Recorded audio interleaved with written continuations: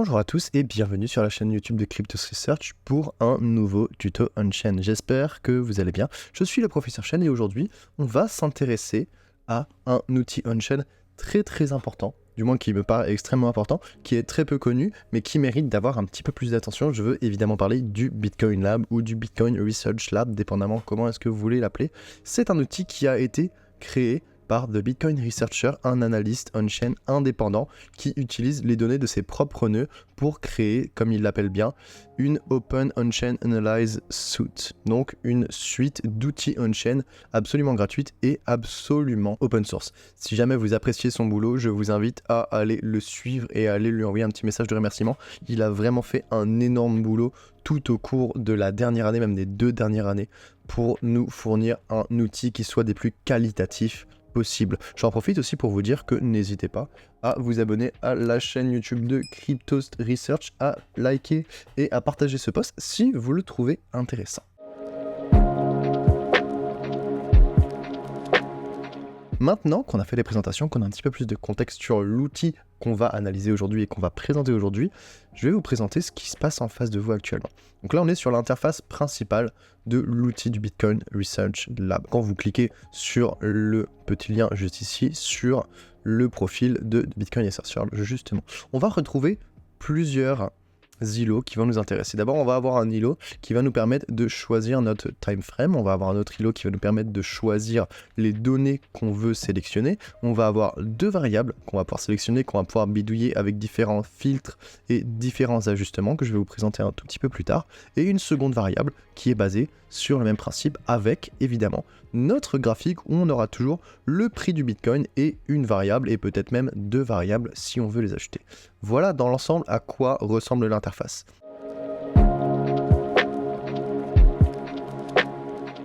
Je vous ai ici mis un graphique. Donc le graphique, c'est le STH SOPR. Si vous voulez comprendre qu'est-ce que le STH SOPR, vous pouvez directement cliquer sur le petit i ici et vous aurez une explication de qu'est-ce que la métrique, de comment elle est construite, comment elle est calculée et de comment est-ce que vous pouvez l'interpréter. Petite note, les annotations que j'aide d'ailleurs à rédiger sont encore en cours de révision, sont encore en cours de rédaction.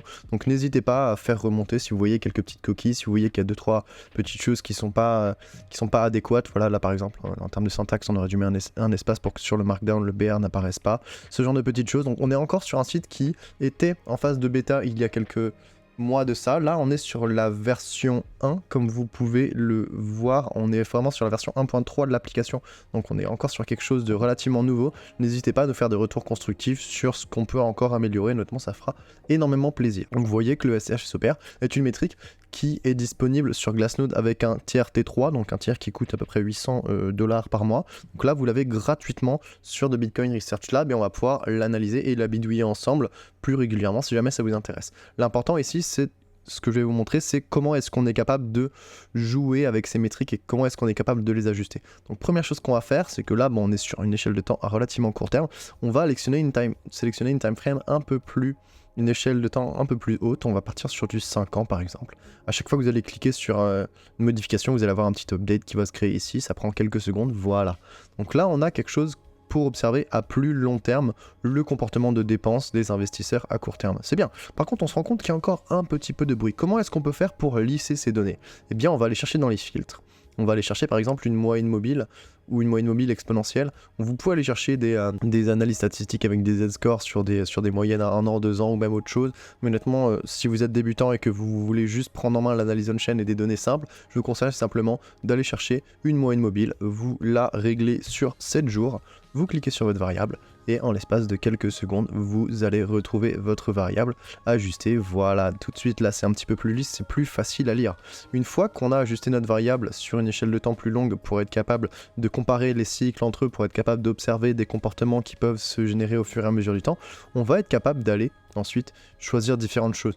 Je vais repasser sur les axes tout à l'heure parce que pour l'instant ça ne nous concerne pas, mais ce qu'on peut faire notamment sur des ratios, c'est-à-dire sur des comme le MVRV ou le SOPR, c'est-à-dire des valeurs qui vont osciller avec une valeur gravitaire de 1 et on va osciller en dessous de 1 et au-dessus de 1, vous pouvez cliquer sur le remplissage, le petit field ici, ce qui va vous permettre de remplir la trace d'une couleur mais aussi d'afficher la zone pivot de 1. Vous allez voir, c'est vachement plus intéressant. Super, déjà là, vous êtes capable de voir que on a déjà quelque chose qui est un peu plus lisible, un peu plus visible. On peut même le mettre en multicolore, c'est-à-dire que là, on va avoir les valeurs positives en vert, les valeurs négatives qui vont être affichées en rouge, et on a notre seuil pivot de 1. Voilà, regardez comme en l'espace d'un instant, on a récupéré une métrique avec beaucoup de bruit, on l'a lissée, on a réussi à vraiment la mettre dans un contexte où elle est beaucoup plus facile à lire. Et ça, c'est quelque chose que je vous recommande de faire sur la majorité des métriques qui vous intéressent sur de Bitcoin Research Lab, parce que comme c'est des données qui sont brutes, eh bien ce sera toujours plus intéressant d'aller les lisser, d'aller les mettre de manière beaucoup plus agréable à analyser de manière visuelle. Si jamais vous voulez aller ajouter des favoris, là vous pouvez voir qu'il y a des favoris qui sont ajoutés par défaut, mais vous pouvez aussi créer vos propres favoris bien sûr. Il vous suffit, avant même d'ailleurs de cliquer sur ajouter aux favoris, il faut que vous créiez un petit compte. Le compte c'est vraiment très simple, vous mettez une adresse, vous mettez un mot de passe, ça ne vous engage absolument à rien, c'est vraiment juste pour pouvoir sauvegarder vos propres favoris. Donc il suffit de cliquer sur login une fois que vous avez vos identifiants. On va avoir un petit update et voilà, à partir de là, je vais pouvoir retrouver mes propres favoris. Ça va prendre un petit temps, voilà. Là, c'est les favoris que je peux vous recommander, du moins pour la partie publique de cette analyse, parce qu'évidemment, il y aura une partie privée réservée aux membres de Crypto Research où on ira beaucoup plus en détail sur tout le paramétrage des métriques et les meilleures métriques à aller choisir.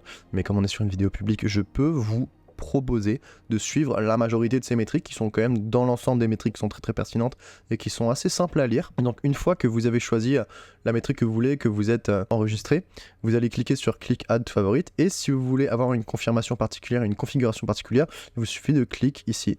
Et donc vous allez pouvoir choisir cette configuration, et à chaque fois que vous irez chercher la métrique dans vos favoris, eh bien elle apparaîtra avec la configuration que vous avez choisie. Voilà dans l'ensemble comment est-ce qu'on est capable de prendre en main le site, l'application de Bitcoin Lab, du Bitcoin Research Lab, et c'est ce que je voulais vous présenter aujourd'hui. On va partir dans un peu plus de détails, on va voir comment est-ce qu'on est capable de jouer avec deux variables maintenant. Parce que comme on l'a vu, on a une variable, mais on est capable d'avoir une seconde variable.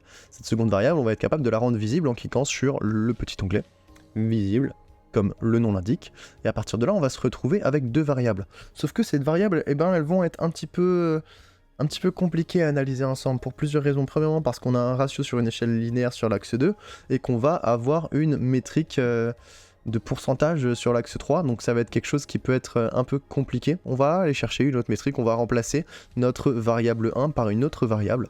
On va aller chercher le pourcentage d'offres en perte des investisseurs à court terme pour le comparer avec le pourcentage d'offres en perte des investisseurs à long terme. Et normalement, voilà. Bon, des fois il y a des moments où le site il répond pas très bien, dans ce cas là moi je vous conseille juste de faire un petit refresh, voilà, simplement, ça va relancer le site. Il faut savoir que des fois il est en maintenance, donc voilà, là, par exemple c'est bon, c'est reparti, donc je vais juste aller chercher à nouveau dans mes favoris les deux métriques qui nous intéressent. Du coup on va avoir la variable 1, le pourcentage d'offres en perte des investisseurs à long terme, et avec la variable 2, on va avoir le pourcentage d'offres en perte des investisseurs à court terme. On va aller chercher d'autres métriques. On peut aller chercher par exemple, à la place de prendre des pourcentages, on peut aller chercher le SOPR des investisseurs à court terme, et on peut aller aussi chercher à côté le SOPR tout court, par exemple. Ça devrait nous donner quelque chose de sympathique. À partir de ces données-là, on va être capable d'aller chercher autre chose. Voilà, là on a deux graphiques qui sont des graphiques qui sont similaires. En fait, je voulais choisir deux graphiques qui sont relativement similaires, histoire que vous puissiez comprendre comment est-ce qu'on est capable de sélectionner des données qui sont semblables, bien que différentes, mais qui sont de la même nature surtout. Là, on a deux fois des graphiques qui sont de même nature. On a le SOPR des investisseurs à court terme et on a le SOPR dans son ensemble, tous les deux avec une moyenne mobile à 14 jours, comme vous pouvez le voir. Donc là, on a deux ratios qui pourraient être sur la même échelle, et pour les mettre sur la même échelle, il suffit d'aller chercher l'axe qui est le plus important pour vous. On va par exemple, je vais mettre sur l'axe 2. Et donc là, on va essayer de faire en sorte que les données coïncident sur le même axe avec une échelle qui sera la même, c'est-à-dire une échelle linéaire. Très bien. Donc là, on se retrouve avec deux graphiques qui nous intéressent beaucoup. Si jamais il y avait un souci au niveau de l'échelle et qu'il y avait des données qui sortaient du cadre du champ, il vous suffirait de cliquer sur Autoscale ici pour être sûr que les données soient bien alignées. Et voilà, vous êtes capable ici d'avoir deux graphiques, en plus vraiment deux graphiques extrêmement pertinents, c'est-à-dire le SOPR et le SOPR à court terme, qui sont des données qui sont quand même très intéressantes pour essayer de suivre le comportement des investisseurs à court terme, notamment pour signaler des divergences de la prise de profit quand le prix commence à augmenter vers les sommets locaux, mais qu'on a une divergence du SOPR, c'est probablement qu'il faut commencer à se délester un peu. C'est exactement ce qu'on a connu d'ailleurs ici sur le sommet local de mars 2024, et on a aussi des moments où lorsque le SOPR et le SHSOPR sont tous les deux en dessous de 1, c'est-à-dire qu'on a une énorme prise de perte mais qu'on a une divergence haussière, et bien c'est peut-être le moment de commencer à rentrer dans le marché sans prendre trop de risques. Donc ça peut nous permettre d'avoir des points de sortie au niveau des top cycliques ou des top locaux et des points d'entrée au niveau des bottom cycliques ou des bottom locaux. Voilà qui fait le tour de ce que je voulais vous présenter dans l'ensemble. On a pris en main l'outil, on est allé chercher plusieurs métriques, on a vu comment est-ce qu'on était capable d'aller chercher des favoris en créant un compte, on est capable d'ajuster différentes time frames en fonction de ce qu'on est capable d'analyser, de ce qu'on veut analyser. On peut gérer une variable, on peut gérer une deuxième variable, on peut d'ailleurs aligner des variables qui sont de même nature sur un même axe et on est capable de gérer l'échelle au besoin. Ça fait à peu près le tour de ce que je voulais vous montrer aujourd'hui dans ce petit tutoriel de prise en main. Maintenant que ça c'est fait, si on clique ici sur website, on va être capable d'aller visiter le site web évidemment du Bitcoin Research Lab, et je vous invite d'ailleurs à aller lire certains posts qui sont intéressants, notamment les posts sur les modèles de prix qui ont été générés directement par The Bitcoin Researcher, donc vraiment des modèles de prix qui sont très intéressants pour aller identifier des sommets de marché haussier et des bottoms de marché baissier, ou du moins des zones où ça peut être très intéressant de ne pas être investi, ou des zones où ça peut être très intéressant d'être investi. Donc n'hésitez pas à aller chercher, à aller bidouiller, à aller lire un peu toute cette documentation, parce qu'il y a beaucoup de choses à aller lire. Il a vraiment des posts très intéressants sur plein de sujets. Si vous voulez vous lancer dans l'analyse on-chain, c'est un très bon départ. Évidemment c'est en anglais, mais bon, si vous maîtrisez l'anglais, ça ne devrait pas vous poser de problème, et si vous maîtrisez pas bien l'anglais, bah écoute, il vous suffit d'aller chercher un traducteur comme DeepL ou Google Translate, et vous allez traduire directement. Un autre point, et c'est le dernier point qu'on va aborder au cours de ce tutoriel, c'est un point important, c'est qu'il y a une API qui est maintenant disponible. Donc ça, c'est hyper important, c'est que vous êtes capable d'aller extraire directement les données du Bitcoin Research Lab via une API en REST pour récupérer les données et les bidouiller comme vous voulez, vous-même en interne, en local, sur votre ordinateur. Donc vous êtes capable ici d'aller chercher les points API qui sont disponibles en ce moment. Toutes les données ne sont pas encore disponibles en API. S'il y a un yes, c'est qu'elles sont déjà dispo. S'il y a un soon, c'est qu'elles sont pas encore dispo mais qu'elles le seront bientôt.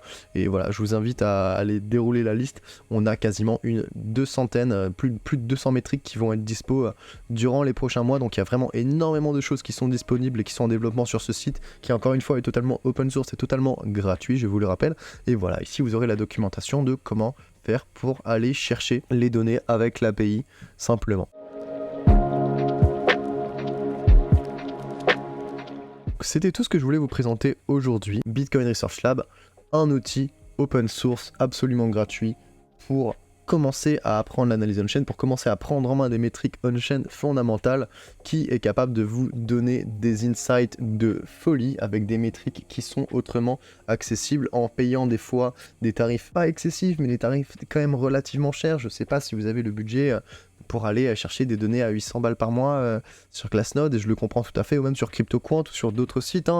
Voilà, là vous avez une alternative totalement open source, totalement gratuite à tous les fournisseurs d'analyse on-chain que vous pouvez connaître, et en plus d'être gratuit et d'être open source, vous avez accès à une API et vous avez accès à des gens comme The Bitcoin Researcher ou comme moi, qui sont là pour vous aider si jamais vous avez des questions, si jamais vous avez des commentaires, si jamais vous cherchez si jamais vous avez une problématique, n'hésitez pas à nous contacter, lui ou moi, ou si vous avez des recommandations, n'hésitez pas non plus à nous contacter.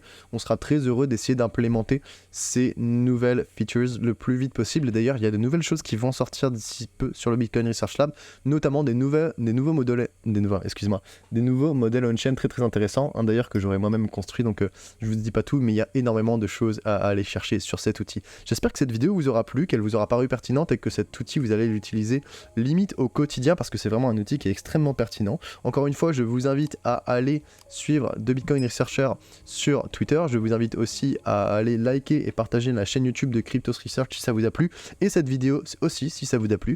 Et puis on se retrouve dans quelques semaines pour un nouveau tutoriel on-chain. À bientôt.